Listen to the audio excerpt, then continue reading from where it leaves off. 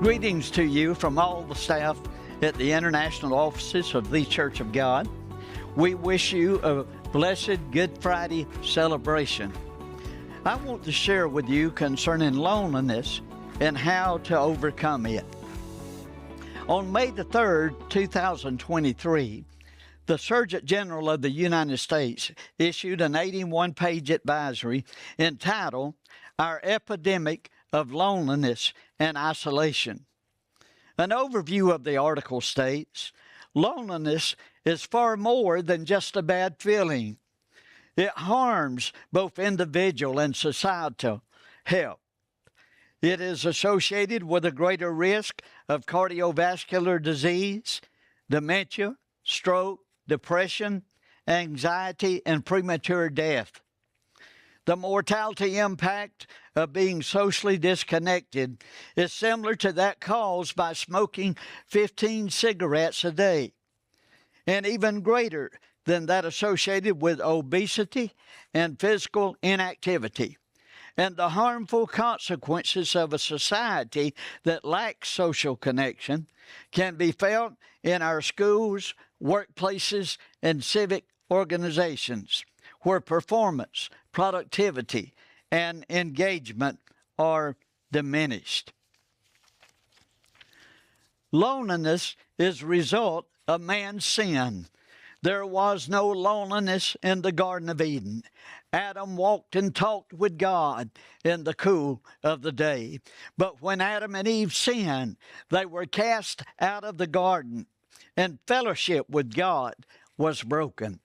This broken fellowship was part of the penalty of sin. It left a vacuum and spiritual loneliness in the soul of man, which only God could fill.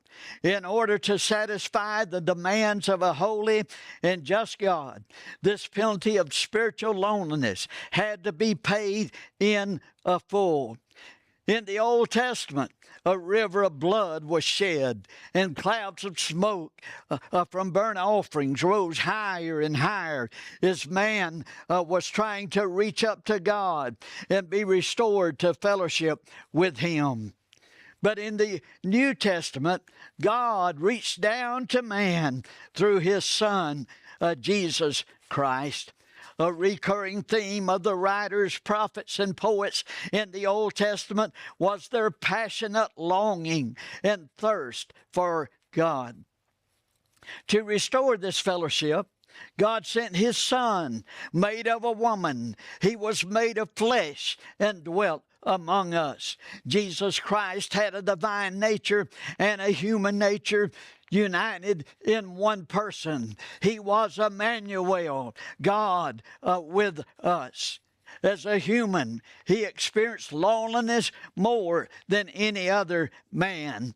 Isaiah prophesied of Him, He is despised and rejected of men, a man of sorrows and acquainted with grief. And we hid, as it were, our faces from Him. He was despised, and we esteemed Him not. Surely He hath borne our griefs and carried our sorrows. Yet we did esteem Him smitten, stricken, smitten of God, and afflicted. But He was wounded for our transgressions. He was bruised for our iniquities. The chastisement of our peace was upon Him, and with His stripes we are healed. All we like sheep have gone astray. We have turned everyone to his own way, and the Lord hath laid on Him the iniquity of us all. Isaiah 53, verses 3 through 6. Jesus came to pay the full penalty for our sin. He carried our sorrows so that we could be healed of our loneliness. He came unto His own, and His own received Him not. In John chapter 6, many of His disciples went back and followed Him no more. And Jesus said to the 12, Will ye also go away? On the night before His crucifixion, He was tasting of the cup of suffering in which the dregs of loneliness were.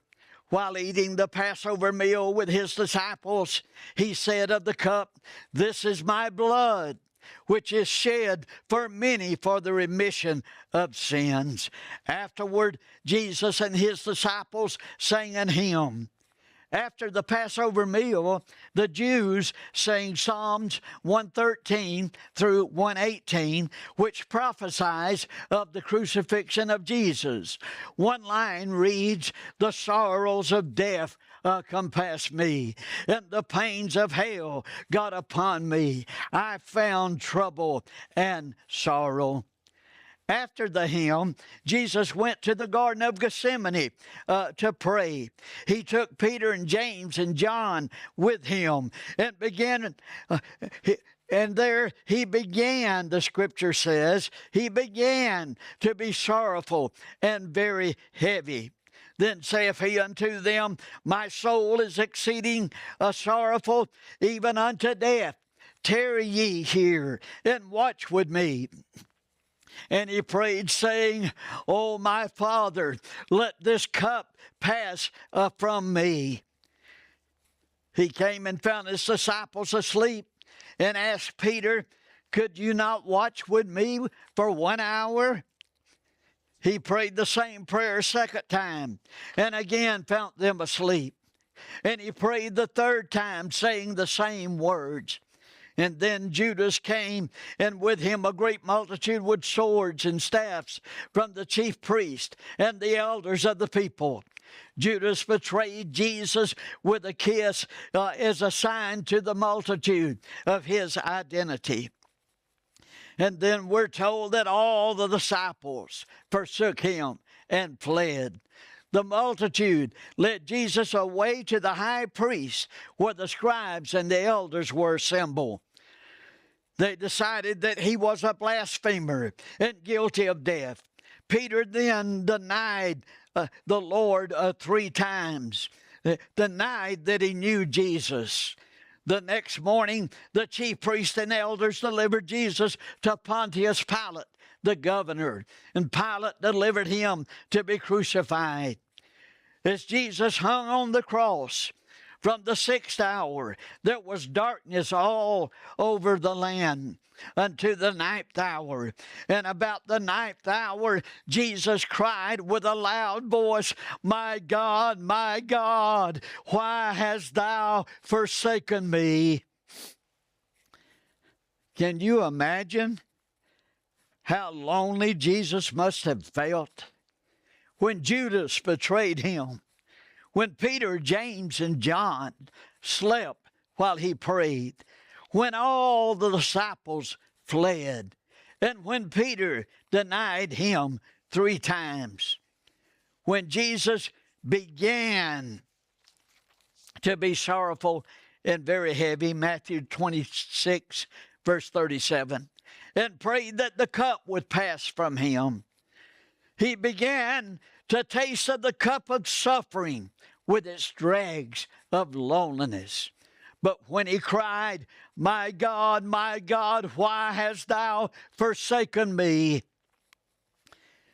At that time, he drank of all the loneliness that was in the cup. In a way that I do not understand, Jesus sensed the pain, agony, and loneliness of being separated from God. Being separated from God is the ultimate penalty for man's sin. And so the last words of Jesus on the cross were, "It is finished." In New Testament times, those words were stamped on the document of a debt that had been paid in full. Jesus Christ has paid the debt of our loneliness and separation from God in full. And our fellowship with God has been restored, and we never have to be lonely again. I'd like to go back to some words from the report of the Surgeon General as to what churches can do about loneliness. He wrote these words: "Since the 1970s, religious preference, affiliation, and participation among U.S. adults have declined. In 2020, Only 47% of Americans said that they belonged to a church, synagogue, or mosque. This is down from 70% in 1999 and represents a dip below 50% for the first time in the history of the survey question. Religious or faith-based groups can be a source for regular social contact, serve as a community of support, provide meaning and purpose, create a sense of belonging around shared values and beliefs, and are associated with risk-taking behaviors. I challenge you to always remember that we have not an high priest which cannot be touched with the feelings of our infirmities, but was in all points tempted like as we are. Let us therefore come boldly unto the throne of grace, that we may obtain mercy and find grace to help in time of need.